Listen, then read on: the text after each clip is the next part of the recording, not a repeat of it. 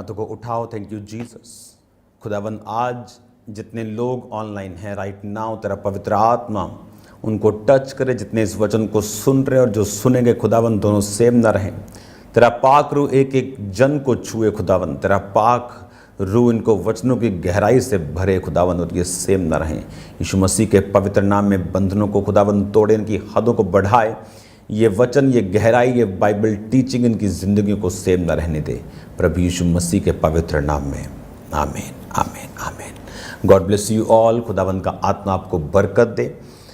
आपका मैं स्वागत करता हूँ खुदावन की प्रेजेंस में, रोज़ की रोटी एवरीडेज मन्ना प्रोग्राम में।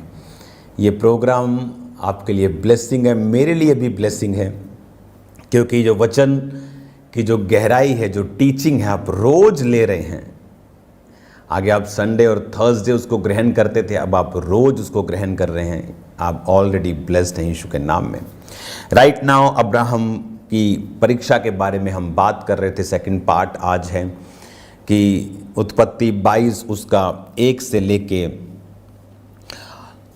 19 आयत तक आपने उसको पढ़ा था। आज मैं जो सेकंड पार्ट की शुरुआत करूंगा उसको मैं 12 आयत से पढ़ूंगा। तब दूत ने कहा, उस लड़के पर हाथ मत बढ़ा, ना उससे कुछ कर, क्योंकि जो मुझसे अपने पुत्र वरन अपने इकलौते पुत्र को भी रख नहीं छोड़ा, इसलिए मैं जान गया हूँ तू परमेश्वर का भय मानता है। तब अब्राहम ने आंखें उठाई और क्या देखा, उसके पीछे एक मेढ़ा अपनी सींगों से झाड़ी में फंसा हुआ है। अतः अब्राहम ने जाकर उस मेढ़े को लिया और अपने पुत्र के स्थान पर उसे होम बलि करके चढ़ाया। परमेश्वर अब्राहम को बोलता है, अब्राहम अब्राहम। बोलता है, क्या आ गया? उसने कहा, अपने बेटे को कुर्बान कर दे मेरे लिए। वो सुबह उठा, 2 सेवक लिए, गधे लिए, होम बलि की लकड़ी चीर ली। आप जानते, जहाँ पर अब्राहम जा रहा था वो पहाड़ के ऊपर जा रहा था। तो वहाँ पर आपने नोटिस किया होगा, जब वो कुर्बानी दे रहा था, जब दूत ने कहा मत कर, मैं जान गया हूं तुम मुझसे प्यार करता है और खुदा का भय मानता है, वो तीसरा दिन था जब वो वहां पर पहुंचे। परमेश्वर जैसे लगता है कि बड़ी बड़ी बातों की चिंता में रहता है, वो ठीक है, लेकिन वो छोटी से छोटी आपकी बातों की चिंता में भी रहता है। ये बात मैं बहुत दिनों से आपको समझा रहा हूँ कि वो आपकी छोटी से छोटी सोच, आपकी थिंकिंग, आपकी फीलिंग को भी देखता है। यहाँ पर अब्राहम को जब परमेश्वर ने बोला तो अब्राहम ने अपने घर वालों से, अपने लोगों से सलाह नहीं की। परमेश्वर ने अब्राहम को देख लिया कि ये अपनी बरकत से इतना प्यार करने लगा है कि इसका पहला जो स्थान है वो मैं नहीं हूँ, वो इसहाक बन चुका है। और बाइबल कहती है कि जब वो इसहाक को बलि दे रहा था और उसके बीच के 2 दिन, जब तीसरे दिन वो उस पहाड़ पर बलि देने के लिए पहुँचे थे, वो 2 दिनों ने अब्राहम को सेट कर दिया। वो प्रेम जो उसका परमेश्वर के साथ था वो फिर से जागृत हुआ और उसे मालूम हुआ कि इस दुनिया में सब कुछ टेम्परेरी है, लेकिन खुदा और उसका इटर्नल लाइफ, उसका अनंत जीवन ही परमानेंट है। ये सोचकर कि परमेश्वर फिर से इसहाक को जीवित कर देगा, मुर्दों में से जिला देगा, उसने मन में फैसला कर लिया कि वो उसको कुर्बान करेगा। वचन कहता है, जब वो कुर्बान करने के लिए जा रहा था तो उसने होम बलि की लकड़ी चीर कर अपने सेवकों पर लाद, अपने गधों पर लाद दी थी और वहाँ पर गया। और जब सेवकों को नीचे छोड़ दिया पहाड़ पर कि हम ऊपर जाके कुछ दंडवत करके आते हैं, लकड़ी अपने बेटे पर लाद दी और छुरा और अग्नि लेकर चल पड़े। तो वो लकड़ी लेके गया, पहाड़ पे जा रहा था। पहाड़ पे ऑलरेडी बहुत सी लकड़ी होती है, ऑलरेडी बहुत सी लकड़ी होती है।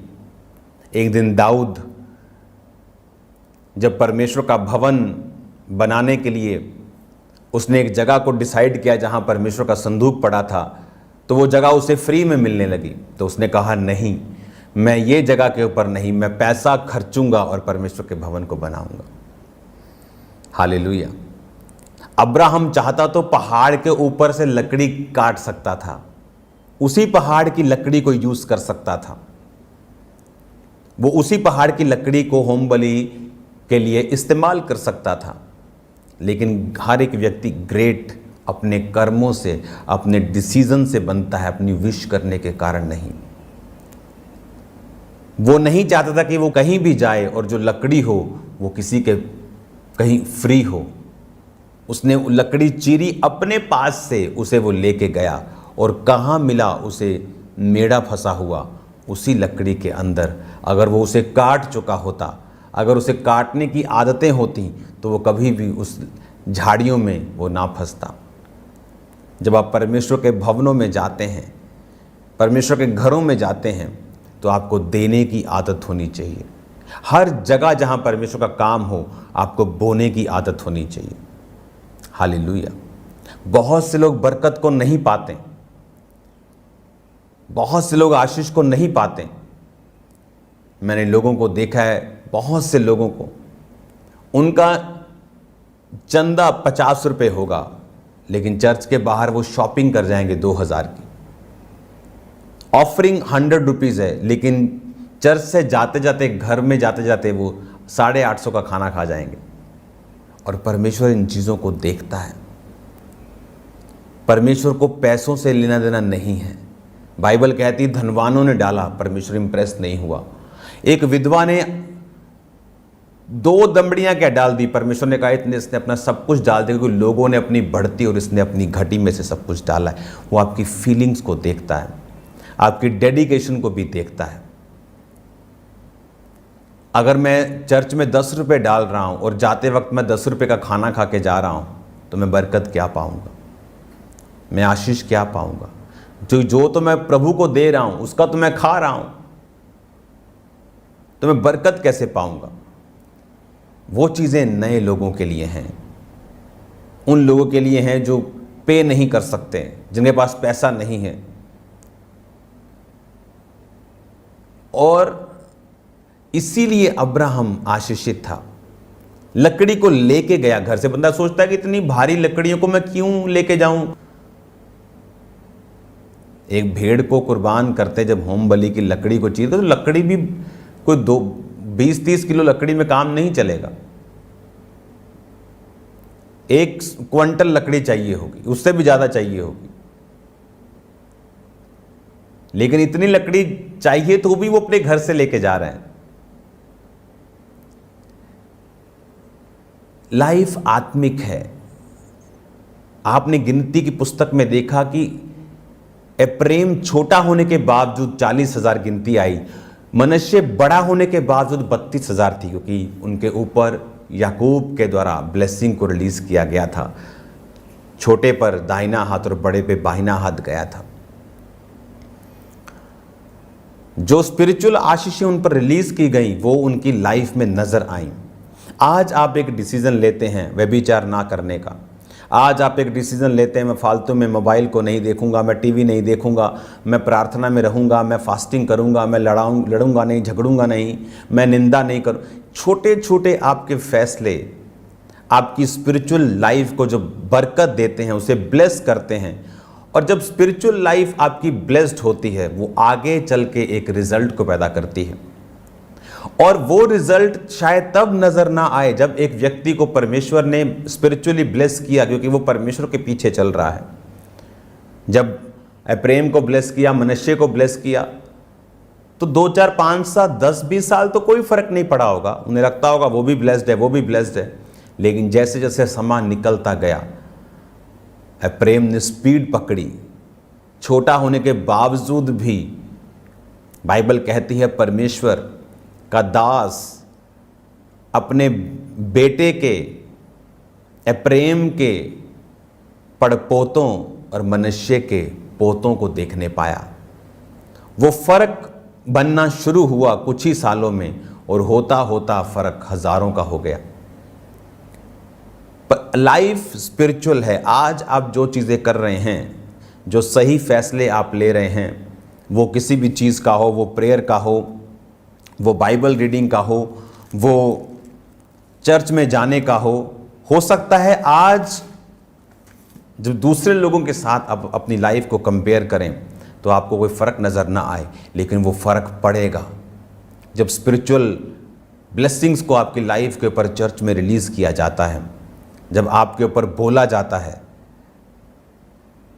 तो शायद अभी शारीरिक कंडीशन आपकी ना बदली हो, दूसरे लोगों के समान ही हो, लेकिन एक समय आएगा जब बदलाव शुरू होगा, और जब वो बदलाव शुरू होगा आप सेम नहीं होंगे। आपको लाइफ स्पिरिचुअल रीति के साथ चलानी है। आमीन।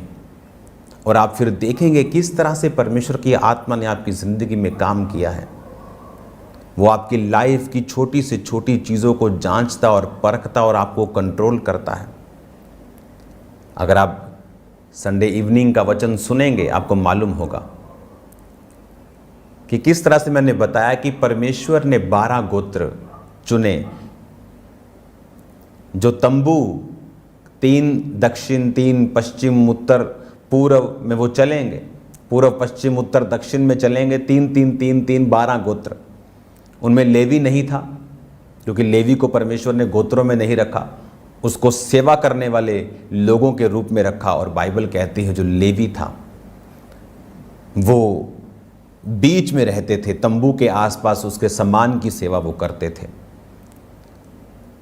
तो याकूब के 12 बेटे थे, उनमें यूसुफ भी नहीं था, क्योंकि यूसुफ के दोनों पुत्रों को उसने गोत्रों में ले लिया था, अप्रेम और मनश्शे। अप्रेम का नाम पहले आता है, चाहे वो छोटा था, क्योंकि परमेश्वर ने उस पर ब्लेसिंग्स को रिलीज किया था। और अब जब 12 गोत्र चलते थे अपने अपने झंडे के नीचे, और बीच में लेवी के 3, उत्तर, दक्षिण और पश्चिम में, पूर्व की और उनके कोई नहीं था, वो 3 दिशाओं में चलते थे। आगे मेरा विश्वास है पूर्व में, जहां हम सामने कहते हैं पूर्व, आगे फ्रंट पे उनके खुदा था, इसलिए परमेश्वर ने उनको 4 नहीं दिए। एक एक चीज बाइबल की बहुत बारीकी से देखने वाली है। परमेश्वर ने कहा, मैंने इजराइलियों के पहलोठों में से के बदले लेवियों को ले लिया, क्योंकि मैंने तुम्हें जब मिस्र से छुड़ाया था तो फिरौन के पहलोठे मार दिए थे, तो तुम्हारे पहलोठे मेरे हैं, तुम्हारे पहलोठों के बदले मैंने लेवियों को ले लिया। और आप जानते हैं जब लेवियों के 3 गोत्रों को, हारून और उसके बाद 3 गोत्र थे उसके, एक गोत्र का नाम मैं आपको बताता हूं, एक का मरारी, कहाती, गुरशोनी, ये 3 रहते थे इधर, इधर और इधर, उत्तर, दक्षिण, पश्चिम में।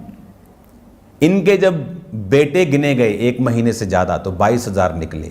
और आप जानते जब सारे 12 गोत्रों के जो 6 लाख 20 साल से अधिक युद्ध करने वाले लोग, लाखों की भीड़, लेडीज, बच्चे, बुजुर्ग, सब मिला के लाखों की भीड़ के जब पहलोठे गिने गए सब गोत्रों के, तो 22,000 निकले। हालेलुया। हम कहते परमेश्वर बड़ी बातों के, वो पॉपुलेशन भी कंट्रोल कर रहा है उनको लगता है मेरी शादी हो गई, मेरे बच्चे हो गए, खुदा कर रहा है। उसे लगता है मेरा बच्चा अभी 2 साल हुए नहीं हुआ, खुदा कुछ कंट्रोल कर रहा है। अगर आप बाइबल को ध्यान से पढ़ेंगे आपको समझ आएगा कि परमेश्वर इतना माइटी और इतना बड़ा है कि कैसे हो सकता है। आप इमेजिन करो ये कैसे पॉसिबल है। गिनती 3 उसकी 43 में लिखा, सब पहलोठे पुरुष इजराइलियों के जिनकी आयु 1 महीने की या उससे अधिक थी, उनकी गिनती 22,273 निकली। हालेलुया। और 39 आयत में लिखा है, यहोवा की आज्ञा के अनुसार पाकर 1 महीने या उससे अधिक लेवी पुरुष को जब मूसा और हारून ने गिना, उनकी गिनती भी 22,000 के करीब निकली। लेवी पुरुष जो बीच में रहते थे, गोत्र इजराइल जो साइड पे रहते थे, उनके पहलोठे यानी बड़े बेटे 22,000, इनके सारे पुत्र, सारे मेल चाइल्ड 22,000। हालेलुया, तारीफ करो जोर से खुदावंद की। वो इतना वो बारीकी में चलने वाला परमेश्वर, उतना कंट्रोल में रखने वाला परमेश्वर आपने कभी नहीं देखा होगा। हैरानगी होती जब आप क्योंकि बाइबल स्टडी में ये बातें बताई जा सकती हैं। जब आप बाइबल स्टडी में हम बैठते हैं, आराम से टाइम है मुझे आपको बताने का, तो ये गहरी बातें आपको बताई जा सकती हैं कि किस तरह से परमेश्वर हर एक चीज़ को कंट्रोल में रखता हुआ आपकी लाइफ को आगे लेके जा रहा है। उसको आपके फाइनेंस की चिंता है, आप अपना सब कुछ उसे दे दो, किसी चीज़ को रखो मत। उसे ऐसा नहीं लगना चाहिए कि ये पैसों से ज़्यादा प्यार करता है। तो जब ऑफरिंग बोने का टाइम है आप पीछे हटते हैं। उसे नहीं लगना चाहिए कि इसे अपनी सेहत से प्यार है, इसे टाइम से प्यार है, बिजनेस से प्यार है, कि जब सुसमाचार सुनाने का टाइम आता है ये बिजनेस का कारण बोलता है पत्नी को तू चली जा।